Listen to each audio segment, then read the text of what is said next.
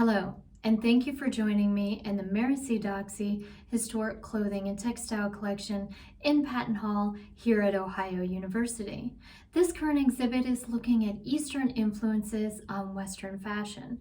Historically speaking, you can look at any given culture or time frame and see how it was influenced by its surrounding environment, whether that means people coming in and out of it or a simple cultural exchange of ideas.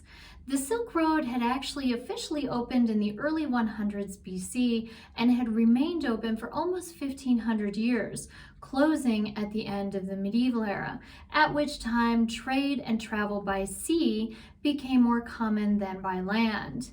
An example of how Eastern fashion had influenced Western fashion at the time and still endures today is actually the conical hats that were worn by medieval women. The cone-shaped hats that are so popular in Disney movies were actually inspired by pillar-shaped hats worn by Mongol women warriors during the 12th to 13th century.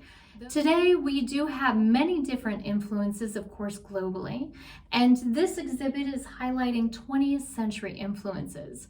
Now, after World War II, it became very common for places like Hong Kong and Japan and various areas in China to export many different clothing items that were actually hand-tailored and requested by individuals to Western countries, whether it be Germany or America.